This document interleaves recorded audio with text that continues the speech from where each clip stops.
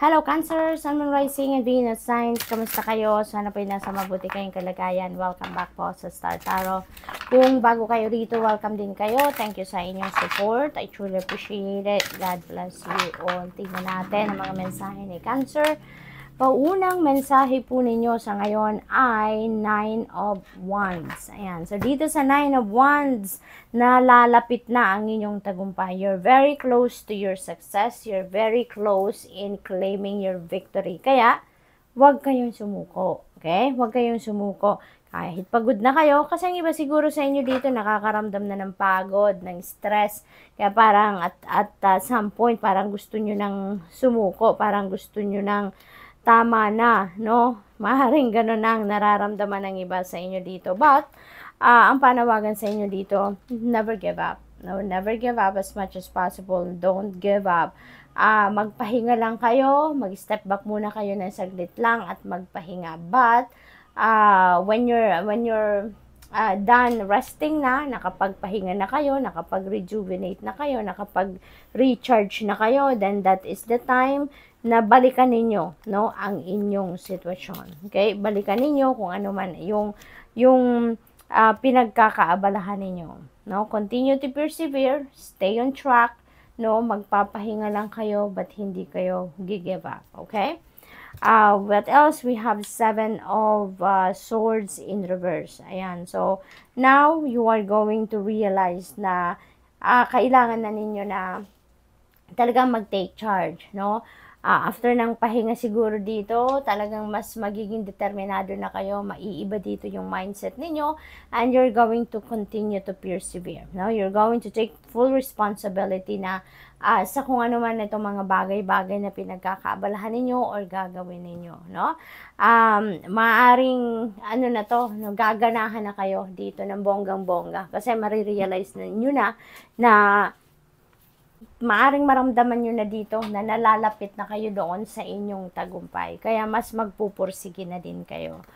So, we have 2 of swords in reverse. Ayan. So, maybe ang iba sa inyo dito, naguguluhan, no? Naguguluhan kung ano yung gagawin. Maaring dahil siguro yan dito sa pagod na nararamdaman ninyo. Maybe torn ang isip ninyo dito, no? Torn ang isip at nararamdaman ninyo dito. If should I continue or not, no? Pero siguro iniisip din ninyo pag tumigil ako, sayang naman ng effort ko dito na binuhos ko na, resources, energy, lahat, sayang naman ang pinuhunan ko dito.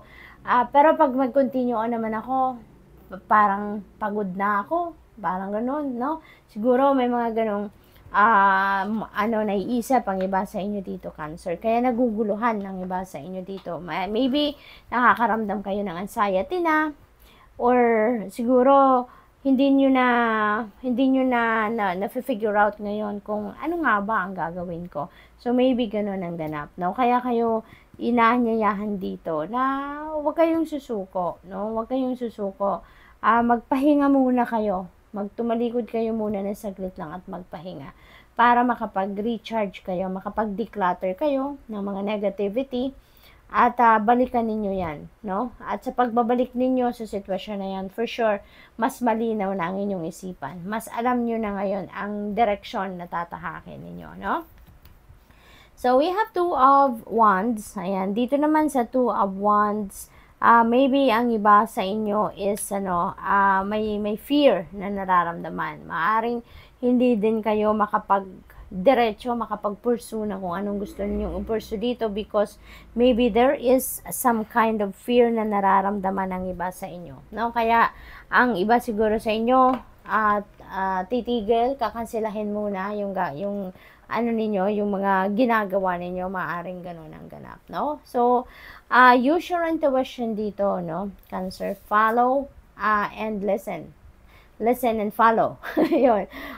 What your intuition is telling you. Kasi, nafe-feel ko na naguguluhan kayo, no? Naguguluhan ang isip ninyo sa ngayon. Kaya, importante na magpahinga, mag-meditate kayo, mag-pray kayo, and listen and follow what your intuition is telling you. Dahil with that, mas matutulungan kayo ng universe na kung paano ninyo i-handle ngayon ang inyong sitwasyon. No, it will guide you. Your intuition will guide you to the best path na dapat ninyong tahakin at this time. Okay?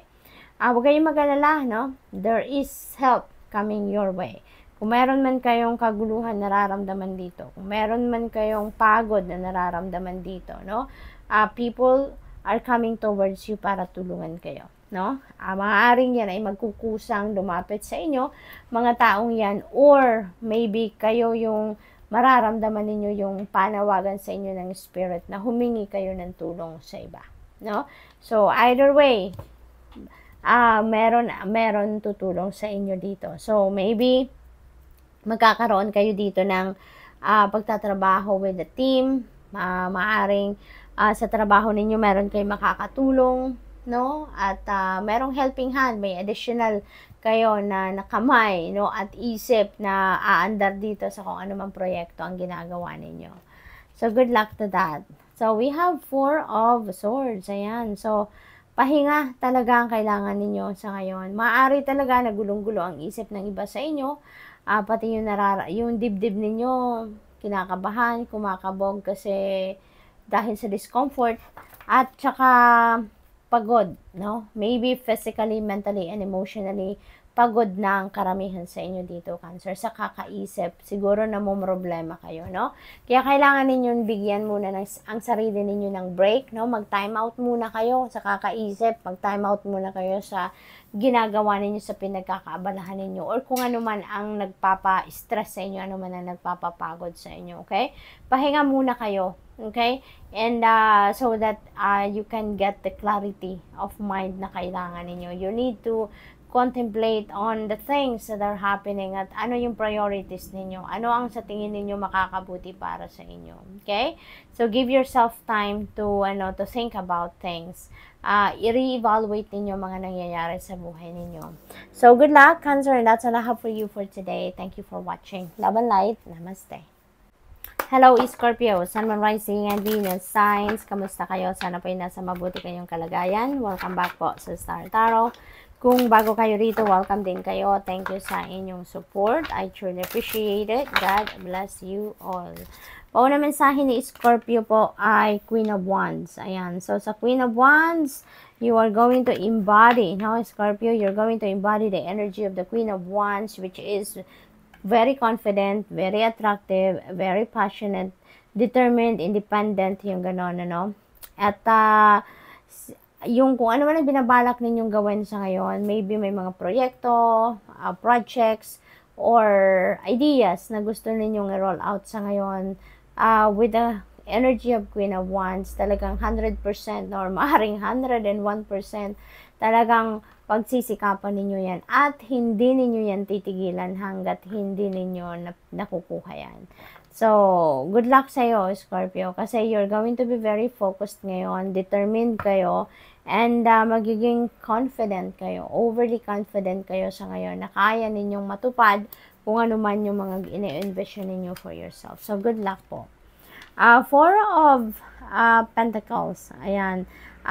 Dito naman, parang may mga kayo dito, may mga imbalances kayo na nararamdaman or na-experience pagdating sa pera.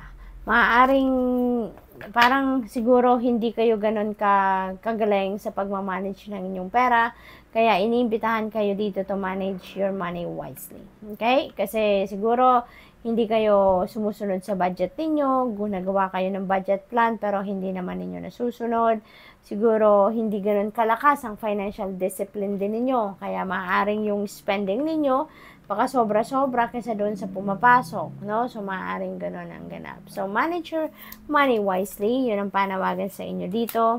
We have Page of Pentacles. This is really beautiful energy pagdating naman sa inyong money, career, and finances. Maraming balita ang parating dito, no? Sa inyo regarding or related doon sa inyong money, career, or finances.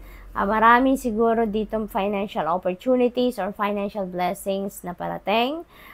There is, siguro din dito, pagpaplano din, pagdating sa trabaho, pagdating sa negosyo or pagdating sa approach ninyo pagdating sa inyong career, no? Maaring ganon. Or there could be opportunities dito din, no? Ng bagong trabaho, bagong career opportunity or business opportunity na parating sa inyo. So, good luck din po. We have 8 of Pentacles. So, ang iba sa inyo dito, no, masaya kayo sa inyong ginagawa. Masaya sa trabaho, ini-enjoy ninyo to. Although, parang, ano kayo, no, Scorpio, you are working to perfection. You are doing your work to perfection. Ganon kayo kabusisi, ganon kayo kalinis magtrabaho, yung ganon. Kaya, nag-ano kayo, nag-extra effort kayo, no? Siguro, nag-research kayo on your own, nag-aaral kayo, nagtitake kayo ng mga crash courses siguro para may maidagdag kayo na panibagong flavor, no? Sa kung ano man ang inyong ginagawa. So, posibleng gano'n ang ganap dito for some of you. Masaya kayo sa inyong trabaho, masaya kayo sa inyong craft na pinili, no? And, there is also a possibility dito para sa iba sa inyo, Scorpio, na dahil sa galing ninyo, sa dedication at commitment ninyo na nilalagay ninyo sa inyong trabaho, maaaring kayo ay magkaroon ng financial reward, no? So, congrats. What else? We have 3 of Swords. Ayan. So, merong heartbreak dito, no? Na naramdaman kayo. Possible ito na related dito sa pera, no? Kasi nasa taas niya si 4 of Pentacles. So, maybe yung imbalance na to pagdating ninyo sa pera, sa pagmamanage ng inyong pera, siguro dyan kayo nagkaroon ng heartache, no? Or heartbreak. Kasi posibleng na-betray kayo dito, no? Ng kung sino man na pinagkakatiwalaan ninyong tao, maaring naloko kayo at maybe may involved na pera dito. Possible din na nagkaroon kayo ng heartache dito dahil siguro pagdating sa pera, hindi ninyo nga na-manage siguro ng maayos. Kaya, ayun, nagkaroon kayo ng financial pinch. Maaring gano'n ang sitwasyon dito for you. What else? We have Judgment. May importante kayong desisyon na kailangang harapin dito. Kaya, kailangan ninyo dito na pag-isipan mabuti, no? Yung decision na yan para hindi kayo magsisi. Because kung ano man yung decision making na kinakaharap ninyo sa ngayon, anumang klaseng decision ang gagawin ninyo, that is going to have a great impact doon sa inyong sa buhay ninyo, no? In general. And that ang effect nito is for the long term. Kaya kailangan ninyong pag-isipan mabuti.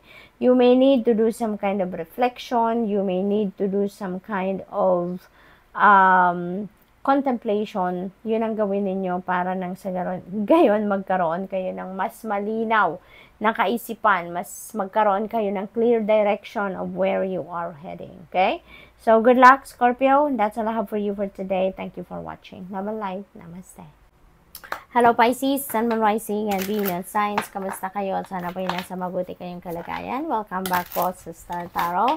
Kung bago kayo dito, welcome din kayo. Thank you sa inyong support. I truly appreciate it. God bless you all. Una mensahe ni Pisces ay this is the Empress energy. So this is really beautiful, no? Pagdating sa inyong kaperahang aspeto, pagdating sa pamilya, this is really beautiful energy. Kasi si Empress energy is about wealth, it's about prosperity and abundance, yung ganon. This is also a very nurturing energy. Kaya most likely, ang iba sa inyo dito, siguro hands-on kayo sa pag-aalaga ng inyong pamilya. Maaring yun din ang inyong trabaho, no? Yung inyong career is also caregiving. Maaring along those lines ang trabaho ninyo. Posible din ang iba sa inyo dito siguro buntes or nagbubuntes or manganganak na, no? Maybe ganun din ang ganap dito. You're welcoming a new baby in the family, so congratulations. Page of Cups in reverse. Ayan. So, siguro, maraming naiinggit sa inyo dito, Pisces. Kasi, napaka-wealthy ninyo. Ganda siguro ng estado ninyo sa buhay. Lalo-lalo na pagdating sa pera. Masayang pamilya. Yung ganon. Kaya marami ang naiinggit sa inyo. Maybe, may mga taong all eyes on you lagi. at binabantayan lang kung ano ang nangyayari sa buhay ninyo, no? So, may mga marites sa inyong paligid. Swerte ninyo talaga pagdating sa pera, karera, negosyo. Kasi si King of Pentacles, this is also about wealth. This is also about prosperity and abundance, no? Makakaluwag talaga kayo dito pagdating sa inyong kaperahang aspeto. Lalong-lalo na siguro established na kayo pagdating naman sa inyong source of income, negosyo, career ninyo, no? Kung ano man ang inyong trabaho, maybe nandoon kayo sa punto na ano na kayo, solido na, no? Na kahit hindi na kayo magtrabaho ng todo-todo, as in sigurado kayo na meron kayong fixed amount na marireceive and hindi lang ito putyo-putyo, kundi big time, no? So, maaring ganun ang ganap. Kung si King of Pentacles kasi nasa tugatog na siya ng tagumpay, no? So, established na siya pagdating sa kanyang money, career, and finances. May ipon na siya, kung negosyante siya, maaring booming na negosyo niya, established na negosyo, marami ng ipon, maaring isa na din siyang boss sa trabaho, so ganon si King of Pentacles. So, posible na ang iba sa inyo, ganon na ang estado, kaya marami ang naiinggit din sa inyo, no? What else? We have King of Swords in reverse. Ayan. So, dito naman, yung parang, kasi, maaring ano na talaga kayo, isa na kayong leader, maaring isa na kayong boss sa trabaho, pero yun nga lang, maaari ang iba sa inyo dito, may pagka-abusive din sa power, no? Yan ang sinasabi dito, abuse of power. So, maaaring ang iba sa inyo, you're really a leader, pero siguro, nagtitake advantage naman ang iba sa inyo sa inyong posisyon sa trabaho, no?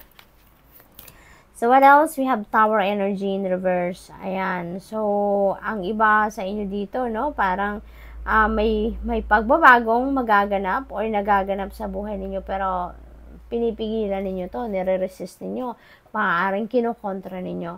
So, kasi meron talaga iba sa atin na, alam mo yun, pag meron mga pagbabagong magaganap or may mga pagbabagong nangyayari sa buhay natin, parang hindi tayo komportable dyan.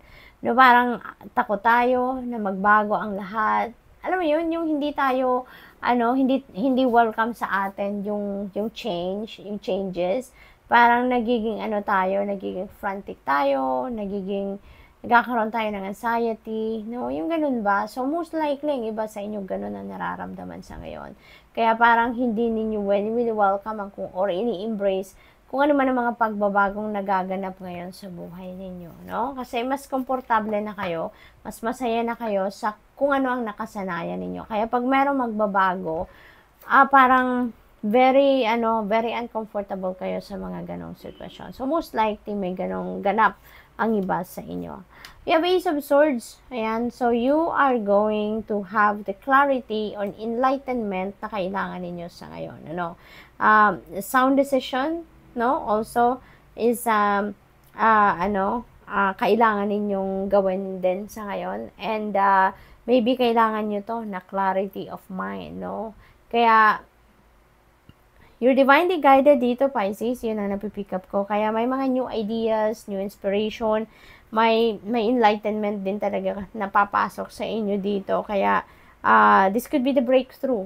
No? This could be the breakthrough sa buhay ninyo. Kaya, maaaring pagkatapos nito, na maisip ninyo or magkaroon na kayo ng clarity of mind, makikita nyo na dito yung clear direction of where you're heading, of what you're going to do. Meron na magbubukas dito ng mga new opportunities sa buhay ninyo. Kasi yung Ace of Swords, this is a new beginning energy.